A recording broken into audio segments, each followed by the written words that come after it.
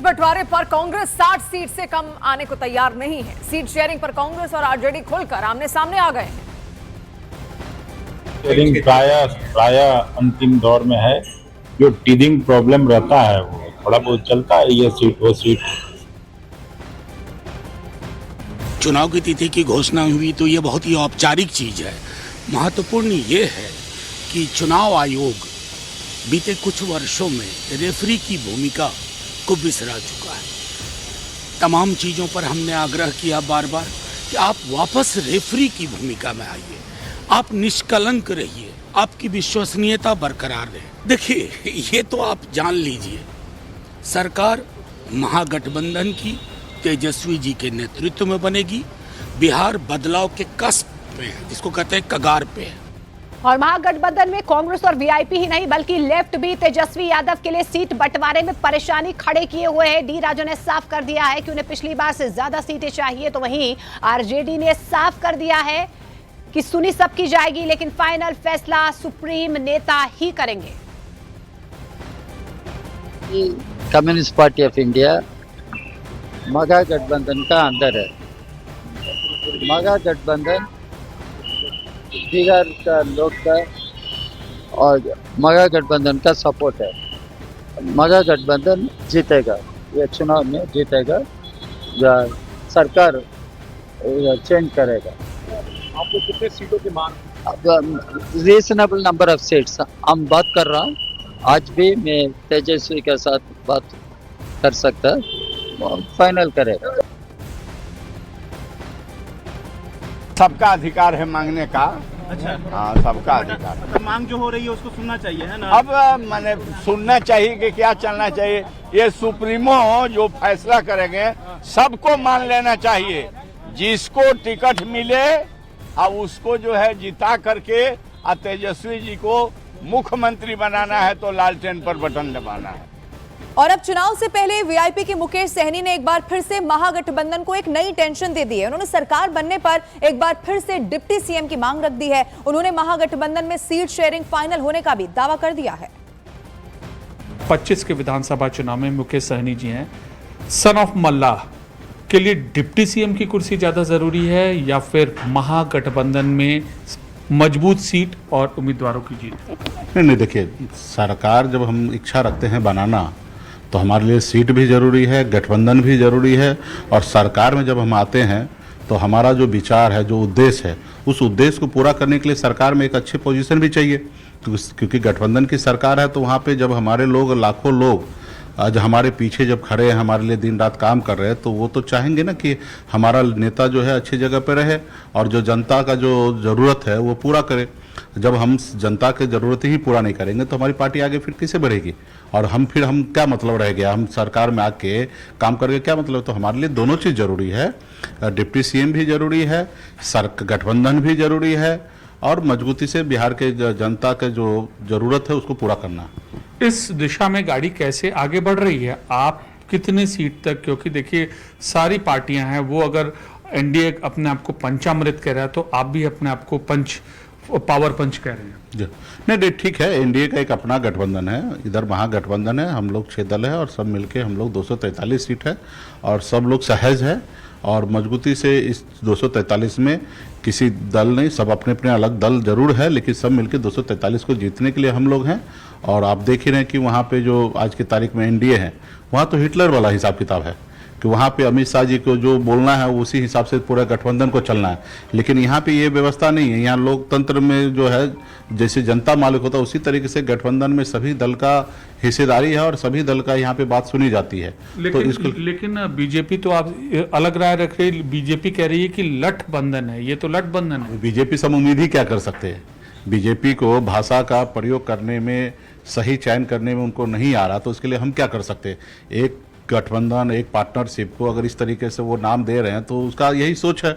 हम तो ऐसा नहीं मानते। हम तो मानते हैं कि जनता की ज़रूरी को पूरा करने के लिए हम लोगों ने आपस में त्याग कर रहे हैं। ऐसे तो हर पार्टी जो है वो 243 सीट लड़ने के लिए तैयार है, लेकिन यहाँ पे हम सबको पता है कि हम अकेले लड़ने से हमारी जीत संभव नहीं है, और हम जो उद्देश्य हमने जो मन में है, जो हमारा पार्टी का उद्देश्य है, वो पूरा नहीं होगा, जनता का काम हम नहीं कर पाएंगे। तो यहाँ पे हम लोगों ने एक गठबंधन किया और गठबंधन के तहत हम लोग चुनाव लड़ रहे हैं।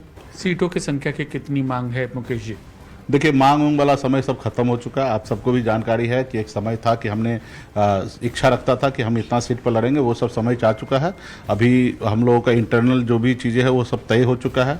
1-to-1 सीट पे हम लोग चर्चा कर रहे हैं। ये तीसरा एक पावर है, आप कई आपके इंटरव्यूज लगातार आते रहे हैं, प्रशांत किशोर, उनसे आपका क्या संपर्क, कभी बातचीत होती है? नहीं, मेरी कोई ऐसे संपर्क नहीं है।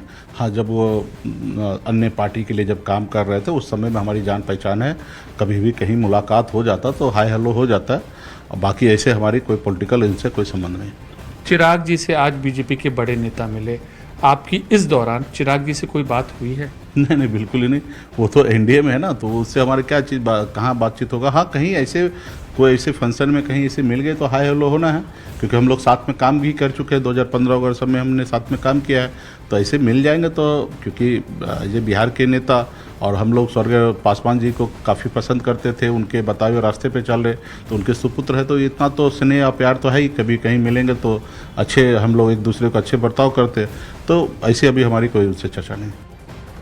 और बिहार चुनाव को लेकर महागठबंधन के दलों ने अपने सीटिंग विधायकों को क्षेत्र में प्रचार के निर्देश दिए हैं। मुकेश सहनी के कारण सीटों के बंटवारे पर अभी तक कोई बात भी नहीं बन पा रही है। बिहार में विधानसभा चुनाव की घोषणा के बाद तमाम राजनीतिक दल और गठबंधन तैयारियों में जुटे हैं। इस वक्त हमारे साथ भाजपा के प्रदेश अध्यक्ष दिलीप जायसवाल हैं।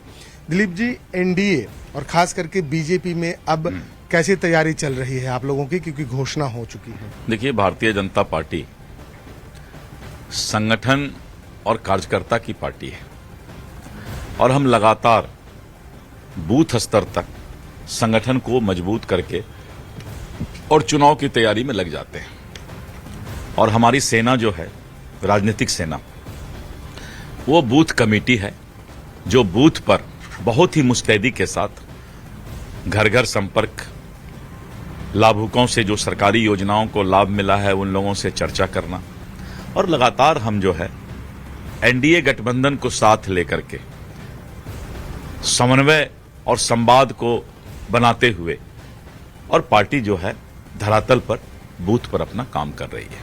नरेंद्र मोदी कहते हैं बूथ जीतो चुनाव जीतो, तो बूथों पर आप लोगों की क्या तैयारी शुरू हुई है? नहीं, मैंने कहा कि जो हमारा संगठन का नारा है, बूथ जीता चुनाव जीता, निश्चित रूप से अब हम जो है बूथ स्तर पर ही अपनी तैयारी को केंद्रित करने जा रहे हैं। आप तैयारियों को केंद्रित कर रहे हैं, लेकिन जो विपक्ष के लोग हैं, संजय राउत ने बयान दिया है कि जो 10,000 रुपया मुख्यमंत्री नीतीश कुमार ने जो महिलाओं के खाते में दिया रोजगार के लिए, एक तरीके से वो वोट खरीदना हुआ। देखिए, संजय राउत या विपक्ष के कोई भी नेता कान खोल के सुन लें, ये महिला सशक्तिकरण और महिलाओं को स्वावलंबन, स्वरोजगार के लिए सरकार ने एक अच्छा प्रयास किया है। और ये प्रयास आज अभी नहीं हो रहा है। अगर ये प्रयास 5-10 दिन का होता, चुनावी घोषणा होता, तो 75 लाख, 25 लाख, फिर 21 लाख, 1,21,00,000 महिलाओं के अकाउंट में ये पैसा चला जाता। हमने घोषणा नहीं किया है। घोषणा जो है वो लुभावना होता है। सरकार बनाओ तब देंगे। महिलाओं के स्वावलंबन के लिए नीतीश कुमार जी की सरकार, आदरणीय मोदी जी, डबल इंजन की सरकार कृत संकल्प है। और ये लोग महिला विरोधी हैं। ये लोग नहीं चाहते हैं कि समाज की आधी आबादी महिला जो है वो भी स्वावलंबन में, वो भी अपना स्वरोजगार करे। तो ये संजय राउत और विपक्ष के लोग महिला विरोधी बात करते हैं। महिलाओं को जो है नहीं चाहते हैं, आधी आबादी को, कि ये भी स्वावलंबन की ओर आगे बढ़े। बिहार में तमाम पहले चुनाव जो हुए उसमें देखा जाता है कि कहीं न कहीं अगड़ा पिछड़ा की जो भूमिका होती है वो देखने को मिलती है सियासत में। तो क्या लगता है कि इस बार भी ऐसी परिस्थिति है और विपक्ष का एजेंडा चलेगा? देखिए, मतदाता जाग चुकी है। विपक्ष के पास चूंकि कोई मुद्दा नहीं बच गया। एक भी मुद्दा, नीतीश कुमार जी सोशल इंजीनियर हैं, तो नीतीश कुमार जी ने विपक्ष के हाथ में एक भी मुद्दा अब रहने ही नहीं दिया।